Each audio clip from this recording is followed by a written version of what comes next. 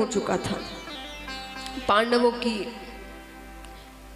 जीत होती है, कौरवों की हार होती है। धर्म की जीत होती है, धर्म की हार होती है। अब यहां पर रणभूमि में दुर्योधन,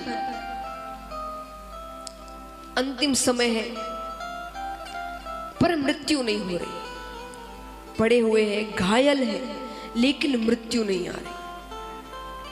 उनके मित्र अश्वत्थामा वहां आते हैं, आकर पूछते हैं कि मित्र सब कुछ खत्म हो गया, तुम्हारी मृत्यु क्यों नहीं हो रही?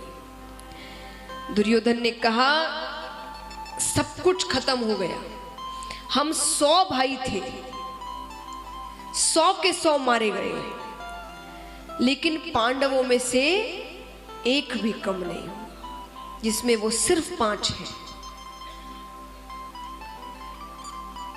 अश्वत्थामा ने कहा मैं कुछ कर सकता हूं तुम्हारे लिए। कर सकते हो तो उन 5 पांडवों के कटे हुए सर लाकर दे दो, मेरी मृत्यु हो जाएगी। अश्वत्थामा कहते ठीक है। वो जाते हैं, रात्रि के समय शिविर लगे हुए थे, तलवार लेकर जाते हैं। अंधेरे में पांडवों की जगह पांडवों के 5 पुत्रों के शिविर में घुस जाते हैं। अंधेरे में कुछ नहीं दिख रहा, पांडवों के धोखे में उनके 5 पुत्रों के सर काट देते। वो कटे हुए सर लेकर आते हैं। अब महाराज दुर्योधन को ऐसा श्राप दिया गया या वरदान दिया गया, उनकी मृत्यु के लिए कहा गया था कि जब उन्हें सुख के साथ दुख दोनों अनुभव होंगे एक साथ, तभी उनकी मृत्यु होगी। अंत समय आ भी जाएगा लेकिन मृत्यु नहीं आएगी जब तक ये दोनों भावनाएं एक साथ ना आ जाए। यहां पर वो कपड़ों से ढककर सर को लेकर आता है अश्वत्थामा। एक बार के लिए वो सर देखकर, कपड़ों से ढके हुए सर देखकर दुर्योधन बहुत प्रसन्न होता है, सुख का अनुभव होता है। वो बड़ा खुश हो जाता है कि 5 पांडव मर गए। जैसे ही कपड़े हटाए जाते हैं वो तुरंत रोने लग जाता है। ये क्या कर दिया? अरे यही तो थे जो हमारे जाने के बाद हमारा श्राद्ध करते, अब तो हम कौरवों की कोई गति नहीं है, यही तो हमारा वंश आगे बढ़ाते हैं, ये तुमने क्या कर दिया? और इसी दुख में दुर्योधन की मृत्यु हो जाती है। अब यहां पर द्रौपदी किस हालत में है वो माता, विचार करिए। एक माता के जब बच्चे की तबीयत भी खराब हो जाती है तो वो कितनी दुखी हो जाती है।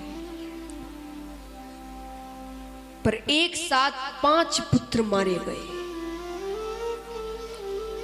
अर्जुन सेवकों से पूछते हैं कि रात्रि के समय कोई आया था क्या? बोले अश्वत्थामा आए थे हाथ में तलवार लेकर।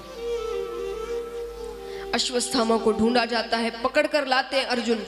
द्रौपदी से कहते यही है जिसने तुम्हारी पुत्रों की हत्या की है, अब तुम्हारे आंखों के सामने मैं इसकी हत्या करता हूं, तुम्हें शायद थोड़ी शांति मिलेगी। द्रौपदी ने कहा कैसी शांति, ये भी किसी का पुत्र है, जो मेरी हालत हुई है शायद इसकी मृत्यु के बाद इसकी माता की भी हालत होगी, और इसे मारने से मेरे पुत्र वापस नहीं आएंगे। गुरु के पुत्र है, गुरु हत्या का कलंक लगेगा, इसे जाने दो। अब मारा नहीं जाता पर अपमानित कर दिया जाता है। अश्वत्थामा के केश काट दिए जाते हैं, उनके सर पर एक मणि लगी थी, वो मणि निकाल ली जाती है। अब महाराज ऐसे भी अश्वत्थामा को मार नहीं सकते थे, वो अमर है। 7 ऋषि ऐसे हैं जो अमर है। कौन कौन?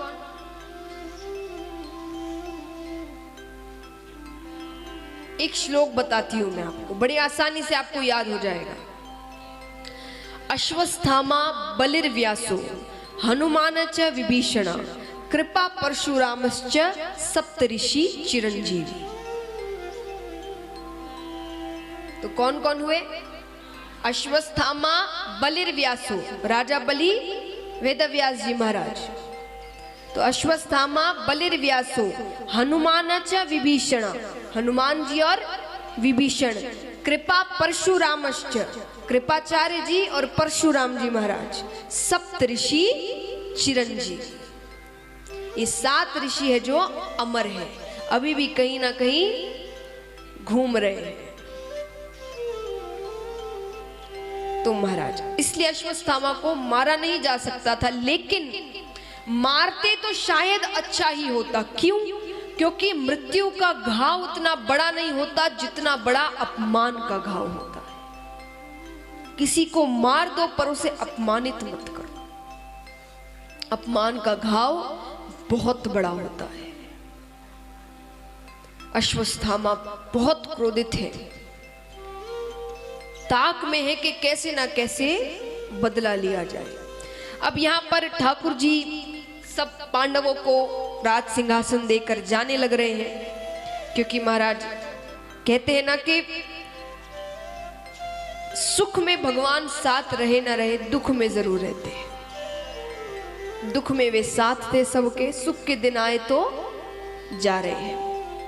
यहां जाने लगते हैं तो अभिमन्यु की स्त्री उत्तरा, उसके गर्भ में, क्योंकि सारे पुत्र तो मारे गए, अभिमन्यु भी मारे जाते हैं, पांडवों के 5 पुत्र मारे गए, तो उत्तरा के गर्भ में आखिरी अंश पल रहा था, वो गर्भवती थी।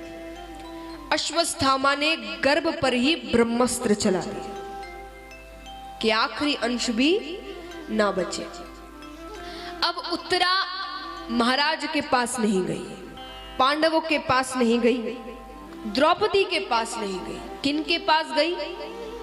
भगवान के पास। क्यों? विश्वास लेकर कि जिसने मेरी सास की रक्षा की वो मेरी रक्षा जरूर करेगा। महाराज हम अधिकतर ये सोचते हैं कि भाई हमने कहा ऐसे पुण्य किए कि भगवान हमारी रक्षा करेंगे। नहीं, अच्छी सोच रखनी है। हम जैसे भी हैं, पर जिसने नरसिंह जी की रक्षा करी वो हमारी रक्षा भी करेंगे, मीराबाई की रक्षा करी वो हमारी रक्षा भी करेंगे। जैसे भी हैं हम, पर वो हमारी रक्षा जरूर करेंगे। उत्तरा दौड़ी दौड़ी ठाकुर जी के पास जाती है, रोकर पुकारती है, और जैसे मैंने कहा भगवान की कमजोरी है, वो भक्त को रोते हुए नहीं देख सकते। उत्तरा को रोते हुए देखते हैं तो ठाकुर जी पहली बार उन्होंने 24 अवतार लिए, 24 अवतारों में वो किसी के गर्भ के अंदर नहीं गए। उन्होंने अवतार ग्रहण किया, वो प्रकट हुए, पर किसी के गर्भ के अंदर नहीं गए।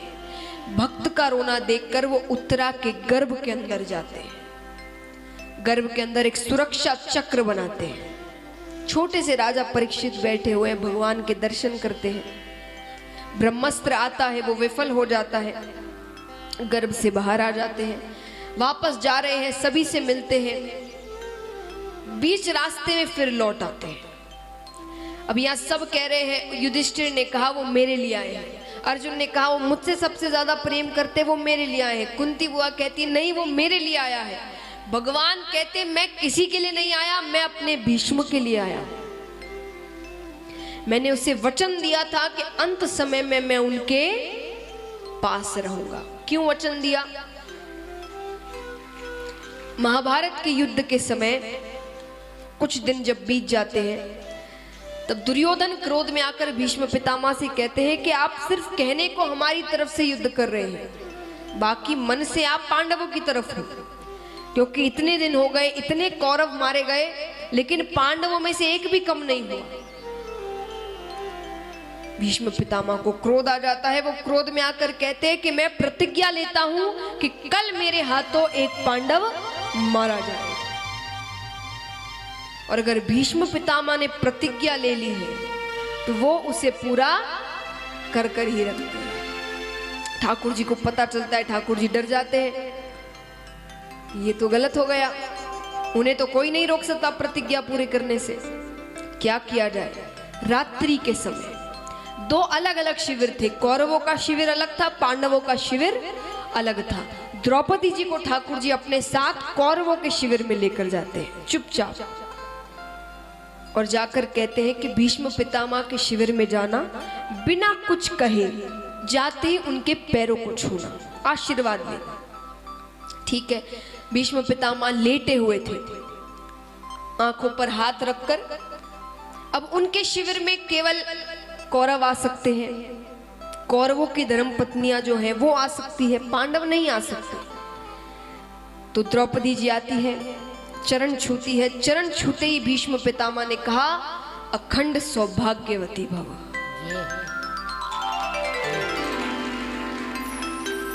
लेकिन क्योंकि वो कोई साधारण पुरुष नहीं है, उन्हें आभास हो जाता है कि कुछ गलत हुआ। वो तुरंत हाथ हटाते हैं, देखते हैं तो सामने द्रौपदी जी बैठी है। समझ जाते हैं ये कृष्ण ने ही किया है। शिविर से बाहर निकलते हैं तो ठाकुर जी हाथ बांधे हुए खड़े हैं, मुस्कुराते हुए। ठाकुर जी कहते हैं, अब बताइए, आशीर्वाद बड़ा या प्रतिज्ञा बड़ी? भीष्म पितामह ने कहा, प्रतिज्ञा तब बड़ी जब मैं जीवित रहूंगा।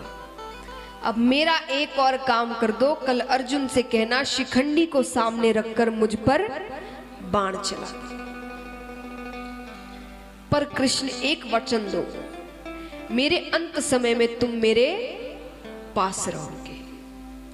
ठाकुर जी कहते हैं, मैं वचन देता हूं आपके अंत समय मैं आपके पास रहूंगा। हमें भी यही मांगना है, जब भी अंत समय आए।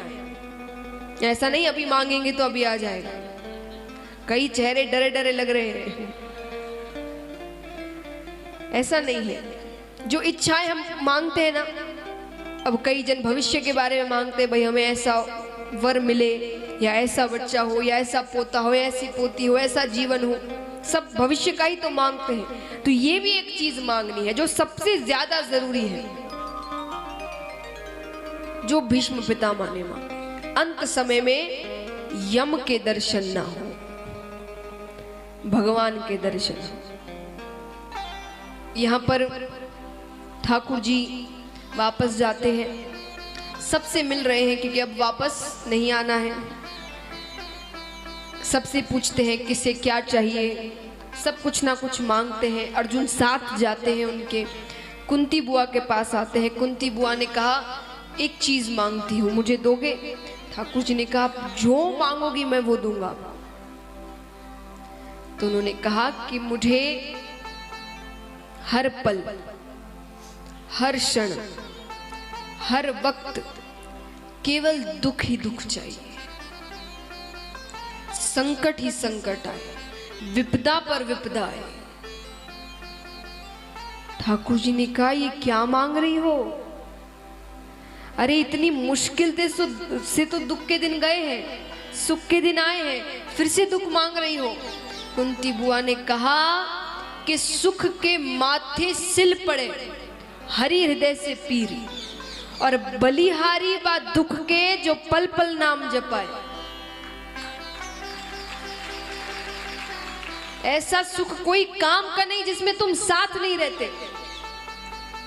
और अगर तुम दुख में ही साथ रहते हो तो मुझे जीवन भर केवल दुख चाहिए, तुम साथ तो रहोगे। सुख के दिन आए तुम जा रहे हो। तो महाराज ये सच्ची भक्ति है। भक्ति मतलब ये नहीं, विश्वास मतलब ये नहीं कि अगर हमारे काम उन्होंने ठीक ठाक किए तो ही हमें विश्वास है। जहां काम एक काम भी नहीं हुआ, उधर भगवान बदलो, दूसरी पूजा करो। यहां तो काम नहीं हो रहे। ये सच्ची भक्ति नहीं है, ये स्वार्थ की भक्ति होगी कि हमारे काम होंगे तभी तक हम आपको पूजेंगे, काम नहीं होंगे तो महाराज ठाकुर जी अब यहां सबसे मिलकर चले जाते हैं।